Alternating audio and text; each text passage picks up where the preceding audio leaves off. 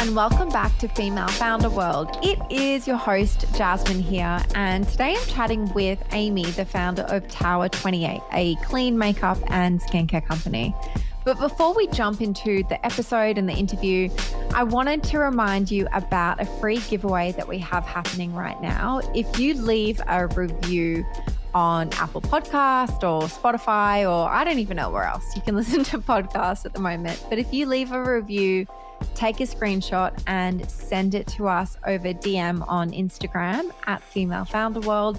I'm going to respond to you and send you the link to some awesome free workshops that we have on demand. And those workshops cover everything from how to raise money, including how to put together your pitch deck for your company. We've got a really great one on how to invent a new beauty product, which includes working with and finding a cosmetic chemist, which is great for beauty entrepreneurs, but also if you're doing anything that kind of like requires a formulation or a recipe, that's a really good one. So we've got those and actually quite a few others. So make sure you take that screenshot, DM it to us, and I'll send you that link right back. Alrighty, let's get into the episode. Amy, welcome to the show. I love to just kick off with every founder I'm speaking with and invite them to just tell us about their company and the mission in their own words, and also just give a couple of milestones or insights to let us know where you are in what stage of entrepreneurship you're in right now.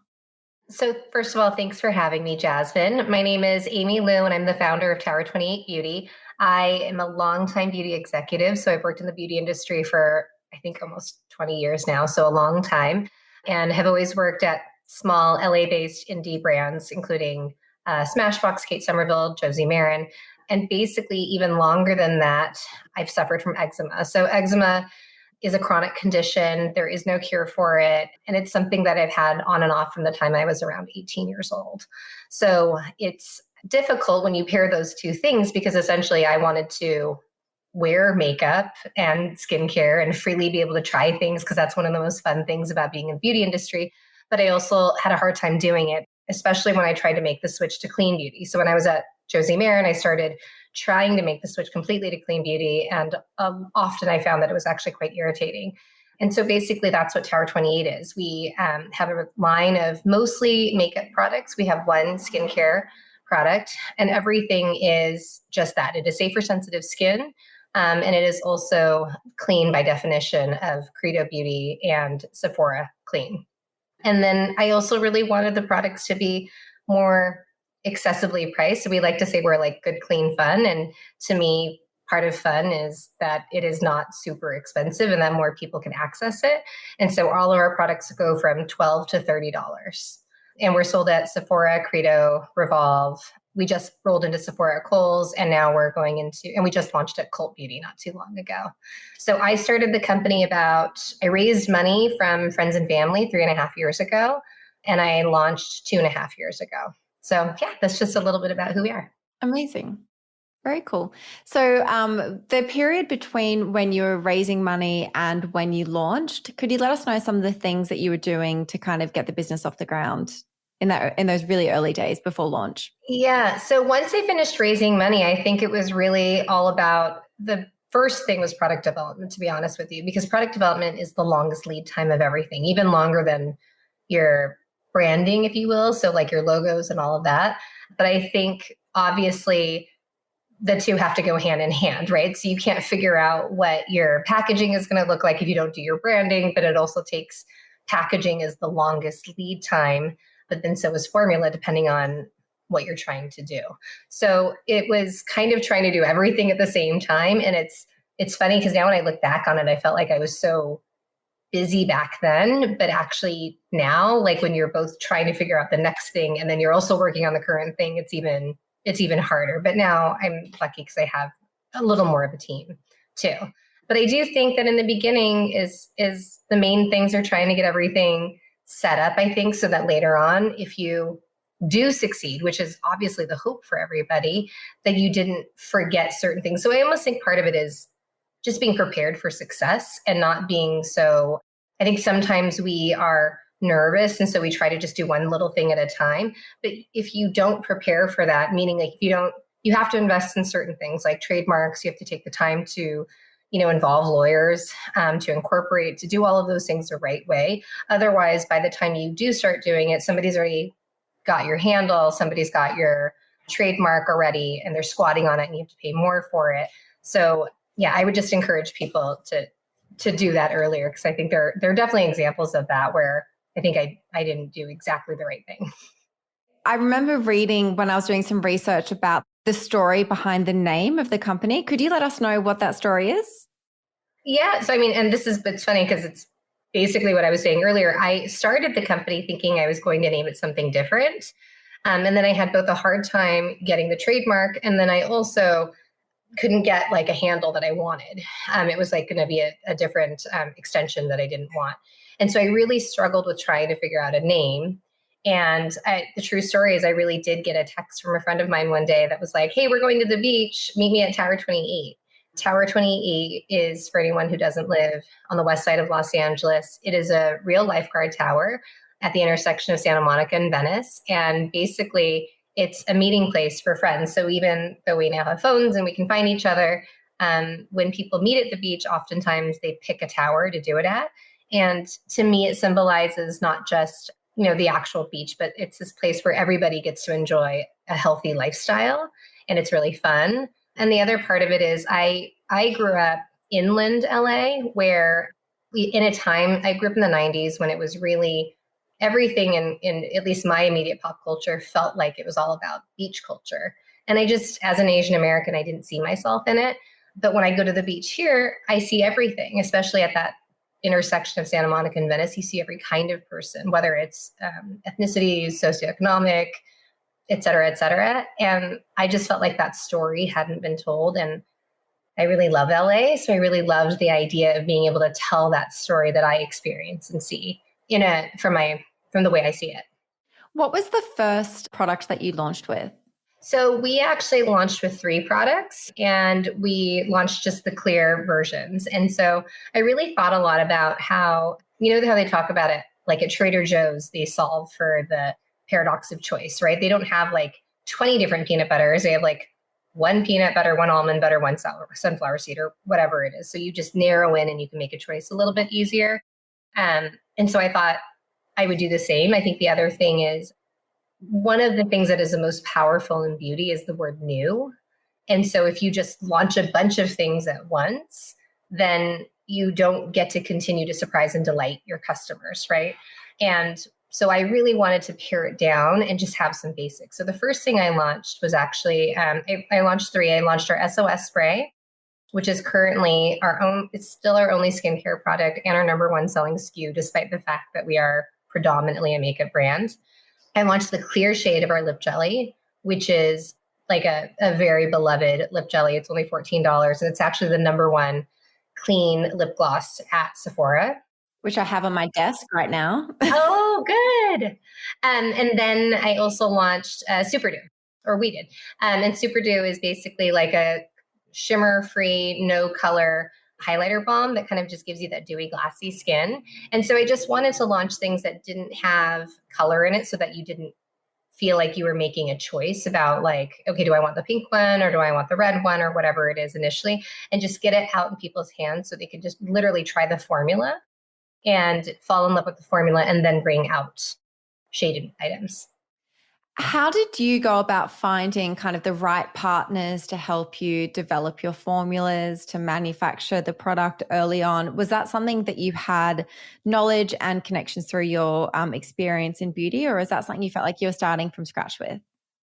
I was definitely not starting with scratch. I've never worked in product development, so I didn't necessarily already have relationships on the vendor side, but I am friends with people who have relationships, and I have a sense of like who the vendors are. And I think, people always ask me, how do I find a good vendor? And I tell them, like, you should go to the makeup shows. I know that right now it's a little bit different because of pandemic and everything, but Makeup LA, Makeup New York, those are free to go to. Anyone can walk those floors. And I think I would sooner do that than I would go to. Some of them have larger ticket fees, but I think those are great and they're small. And even if you couldn't physically go, you can go through and you can see who's coming, and then you can reach out to them directly and you can just start pitching them and asking them. So in terms of how I chose my vendor, I would say that there were a few things. One, you have to know what you're willing to do from an MOQ standpoint, so minimum order quantities. And I, at the time, I was starting out and I didn't raise a ton of money. And so I knew I wanted to order pretty small ones because minimum order quantities can be 10,000, 5,000, 3,000. I was able to find someone for 3,000 per shade. And so that was important to me. Another thing that was important to me was just geographic proximity.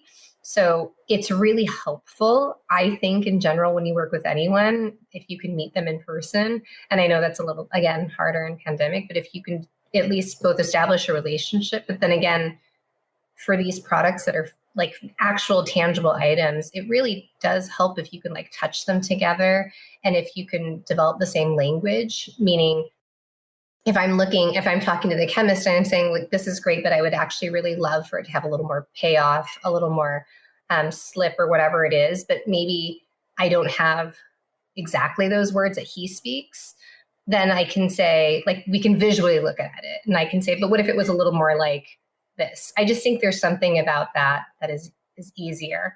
So, and honestly, even on a very basic level, being able to approve pre-production samples, being able to see the actual lab in person and make sure that it is clean and hygienic and up to like all the, I think all of that is really important. So I did want to pick someone in LA. So I did, I had, and then when you start narrowing down on that, right, then you don't have that many options. I also knew I wanted to do cream products. And so I found someone who I knew was good at that category.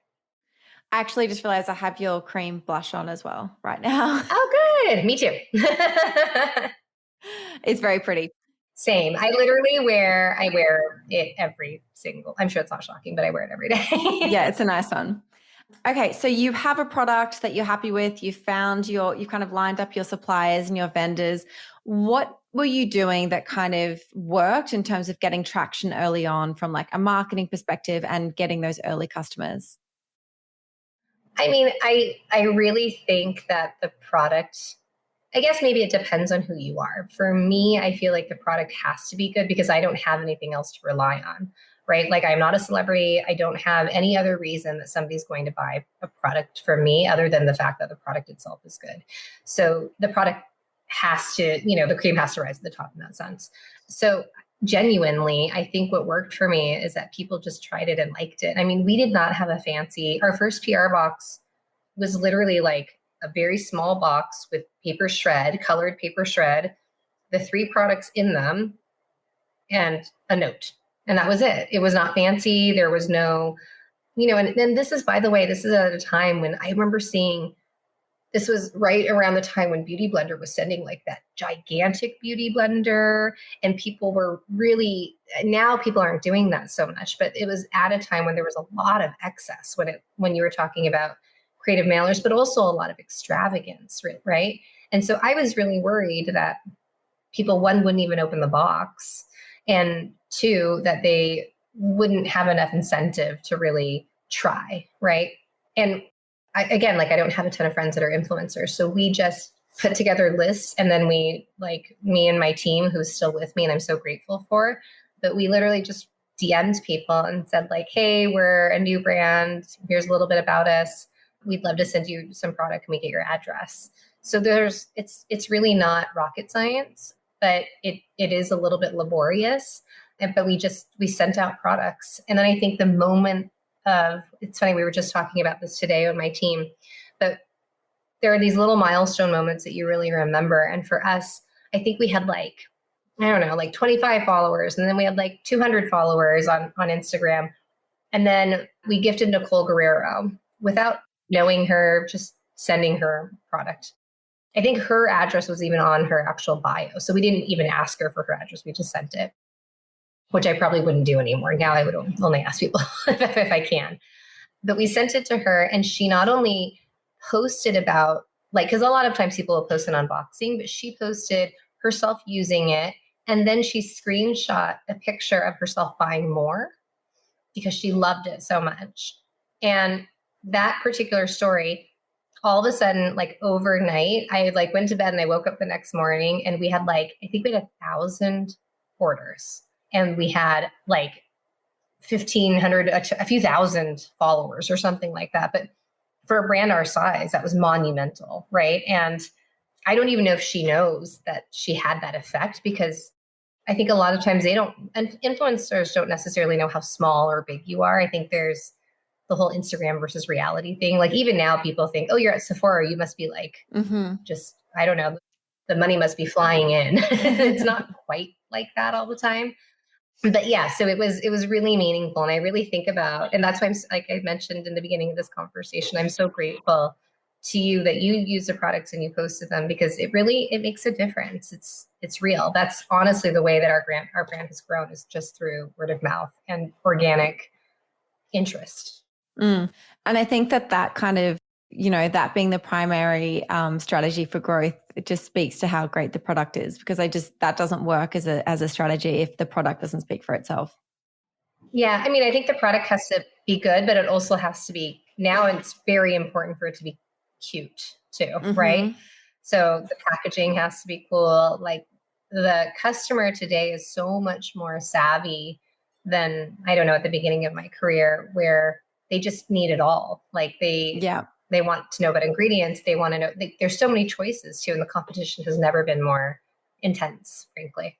Yeah, I think there's something also that's worth calling out that you mentioned before around how, earlier on brands were sending these really extravagant mailers, and how you thought that you wouldn't get noticed because you weren't able to do that. And I just think it's worth flagging that through 2020, when all of these beauty editors and everyone was working from home, and also I just think became a lot more aware of the waste because it was so much more obvious, that there was this real pushback, and now it's gone the other way. Like it's much more minimalist. Brands are very much like requesting to send before they send, even if they have the PR agency has your details. Like it's and I think that that's leveled the playing field a lot for a lot of smaller brands who are trying to kind of like get in and get attention. Yeah, I actually 100% agree with you. I think in general, the pandemic has obviously been terrible for so many people, but one of the bright spots of it is I do think that it has leveled the playing field for brands and indie brands like ours, because even if you look at what's happening in stores, like we don't have the ability to hire our own team and send in field team to help with sales support, like some of the other big brands do. But on .com, other than digital advertising, it is kind of all the same, right? So it is different. And I think it's actually been helpful in that sense. And like you said, the push towards sustainability, all of that. I wanted to ask you about Sephora and how that kind of all came about, and anything that surprised you about that process. Sephora has been such an amazing partnership for us. I'm lucky, and I think sometimes people think, so because I've worked in the beauty industry for a long time, I know people who work at Sephora. It's been part of my network for a long time. But I think people sometimes think that it was easier for me to get in because of that. I would argue that it was easier for me to get a meeting, for sure. But they are certainly not just taking people because they're friends with them, right? That is not the way that they run things. They've been incredible partners. And I think that the thing that has been interesting for me is you always hear people say, like, Sephora knows how to build brands, Sephora knows how to partner. They really have done that for us. And they've been understanding. And I guess if you, to speak of, like when you said what surprises you, I'm actually surprised by how supportive and understanding they've been. If I'm being honest, we've had a lot of supply chain issues in the last year. We've also grown at a pace that they didn't expect. As so many beauty brands have. Yeah, totally. We didn't expect to grow. So it's a combination of, no one would have expected that we would have grown as fast as we have, or that would happen during pandemic, or that there would be global supply chain issues, or, et cetera. And they've been so incredibly supportive through that. We just pushed a launch with them recently, and they were like, okay, great. So let's do this instead. And, whatever. So I guess I've been incredibly positively surprised in a nice way. And Amy, the last thing that I love to ask everyone who comes on the show is just for a recommendation for a resource, maybe a book, someone that you follow, a community that you're part of, something that's kind of helped you kind of level up as your company's leveled up. Yeah. So the number one thing that has been helpful to me has been my network. And I think the advice I always give people is just to be nice to each other, because certainly in beauty, it is a very small world. But I think that's true in every industry and especially now in general in social media. But the other part of it is so I'll just pitch my own thing. So I actually have a program called the Clean Beauty Summer School, which I created with this intention. So we started it last year. We've done it twice now, last year and this year. And basically it is a education and mentorship program that is targeted to BIPOC beauty founders. And the hope is really that we are helping brands through mentorship from other founders it's basically the beauty industry helping the beauty industry, with the intention of trying to make the beauty industry a more diverse and inclusive space, which historically, I would say even when I started my career, the beauty industry was predominantly like women at the lower ranks and then men at the top, right? So you didn't even really see women at the top, irrespective of, we're not even getting into ethnicity or color or race or anything like that. And then if you want to look at, obviously, I'm sure you're familiar with this, but whether it's you splice it by the number of women getting fundraising, and then it gets even smaller if you talk about the women of color getting fundraising. I think it is really daunting. And then again, back to how pandemic in some way has served us, we're able to run this program in a virtual world. And so one of the things that makes me really happy about it is we have participants from not just New York and LA, but everywhere in between, right? So we're able to speak to people because personally, I think one benefit I have had is just even living in LA, we have more access to, whether it's influencers or people who work in the beauty industry, vendors, that type of a thing. But if you have an idea and you're really excited about it and you live in, I don't know, Ohio or something, I imagine it is a little bit harder to do. So for anyone out there who is interested, we are doing it again next year. We have an incredible lineup, and it's not just me. It is, founders from Milk Makeup, from Alpen Beauty, St. Jane, all kinds of them. So it's a really robust program, and I would encourage people to look into it. That sounds like such a great resource. Thank you so much for your time, Amy. It was awesome to hear all about your story and everything you guys are doing at Tower28. Thanks for coming on the show. Thank you so much. That was so easy. Yeah. Thanks for making it easy. Hey everyone, it's Jasmine again, and thanks for tuning into that episode of the Female Founder World podcast. I just wanted to remind you that we have an event coming up on Monday, 21st of February. I know that is a holiday for some of you guys in the US, but if you are available, it's going to be a good one. It is a deep dive into how consumer brands and founders can be using NFTs to both build community and drive revenue for their business. And we have amazing speakers, and you can find out all about it at femalefounderworld.com. Like all of our workshops so far, this one is free to attend, but you do need to register because spots are limited. So make sure that you pop your name down. See you there.